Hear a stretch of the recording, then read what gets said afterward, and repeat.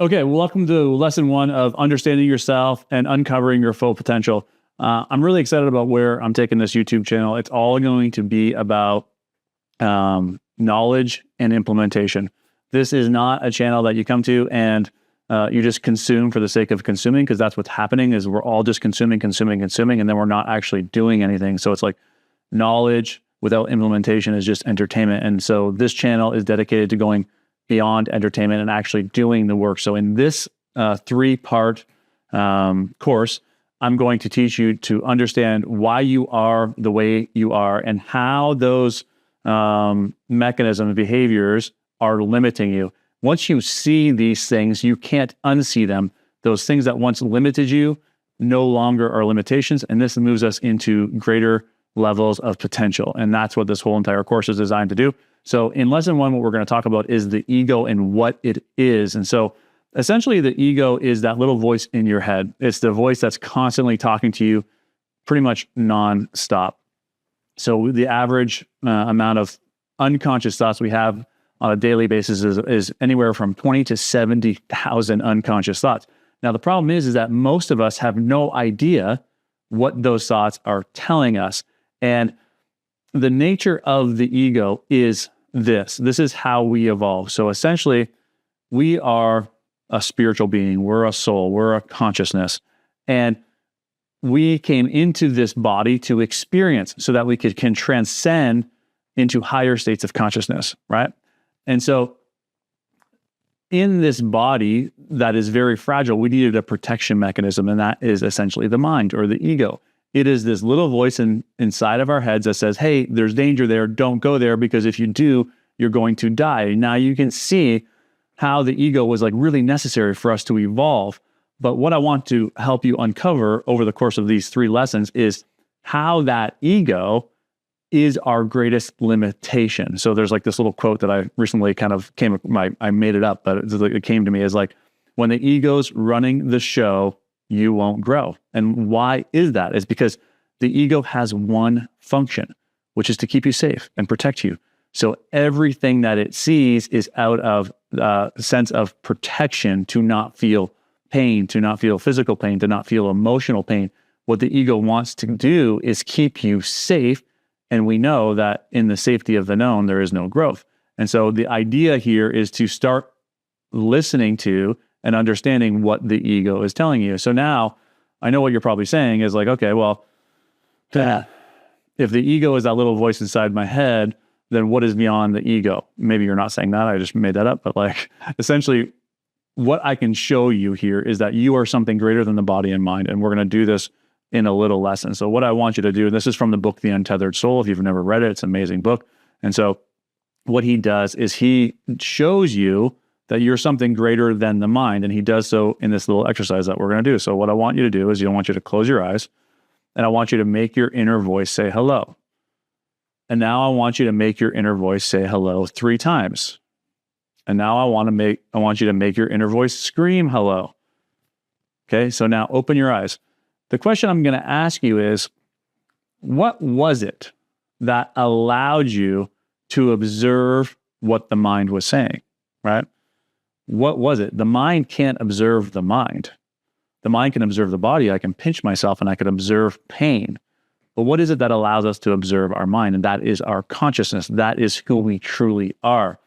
And for 95% of the population, the ego, the mind, that little voice inside of our head is running the show. And it isn't until we take this step back, like you just did right there, that we can begin observing what the ego is telling us. And through that observation, we can begin creating change by recognizing that the ego's thing that is telling us over and over and over again is just a mechanism to protect us from some sort of emotional pain.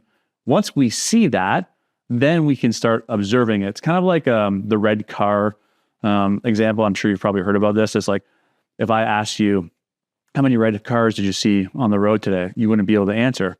But if I told you that I want you to observe red cars, or I was going to give you $10 for every red car that you saw the next time you got into your car, you would see red cars everywhere. And it wasn't that they weren't there. It's just that you hadn't tuned your consciousness, your awareness into it. And so all we're doing here in lesson one, we're going to go through a little exercise in a second. All we're doing here in lesson one is we are going to take one behavior that is not serving us, okay? And so whatever that behavior is, we want to begin observing all of the thoughts that the ego is constantly spewing out at us about that behavior, all right? So let me give you an example, right? One of the things that I was obsessed with in my past was making money. And so my mind was filled with thoughts of desire. All right. And so the one thing you'll learn about this is that what you hold in mind tends to manifest. And so every 10 seconds, I was having a thought about making money, a money-making idea, how I could make more money, how I didn't have enough money. It was just all I ever thought about, but I was completely unaware of it. Once I started coming to the realization that desire was actually a block to me getting what it was that I wanted, then I started observing all of the thoughts of desire. So now through this process of observing, I started to take back power from that ego, that sense of self. I started to take back power from that. And through that observation, those thoughts begin to reduce. And as the mind begins to clear space, we start getting connected to more of the infinite potentials that exist out there. And this is how we start moving towards our infinite potential. So the mind protects us through the creation of what is called survival patterns or survival mechanisms. These are essentially tools that the mind created to make sure that you don't ever re-experience any emotional pain. So if you, using my own example, it's like if you had a father who like would snap on anything, like he could just go off on anything, you might develop the personality trait of being a people pleaser so that you never have to re-experience the fear you experienced every time your dad yelled at you, right? Other people-pleasing mechanisms are like control, self-doubt, overthinking, defensiveness, procrastination, self-sabotage. These are the tools, the mechanisms that the ego or the mind has created to protect you from re-experiencing emotional pain.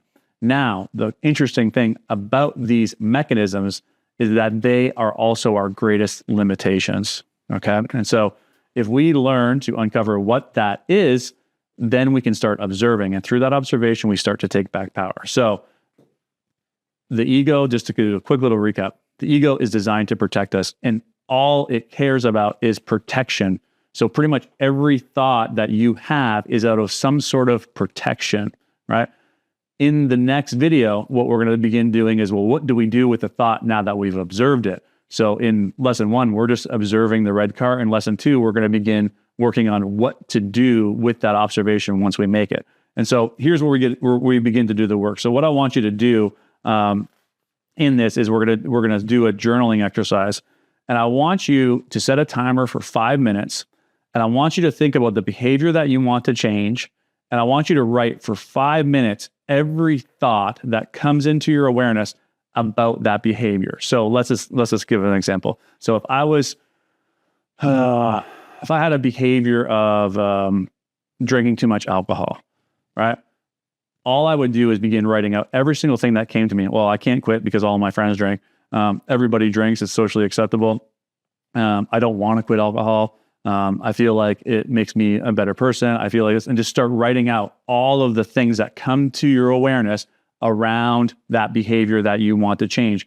What we're doing is we are tuning our awareness into those thoughts. And over the course of the next day or week or however long you have in between the lessons, all I want you to do is every time one of these thoughts that you've written down on this paper comes into your awareness, I just want you to notice it. You don't have to do anything else with it besides noticing it.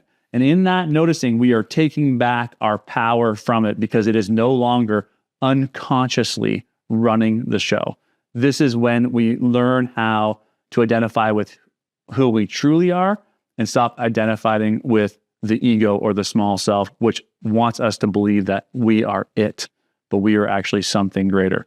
So get out your journal, set a timer for 5 minutes. Don't stop writing until the timer goes off. If you get stuck, what I want you to do is just sit in silence and wait for new thoughts to come and then write them out on paper. There are no rules here. You just let the pen flow. Every thought that enters your mind surrounding that behavior, you put it out onto paper so that we can look at it. And in that looking at it, we are taking back power from it, and then we are going to observe it for the rest of the day.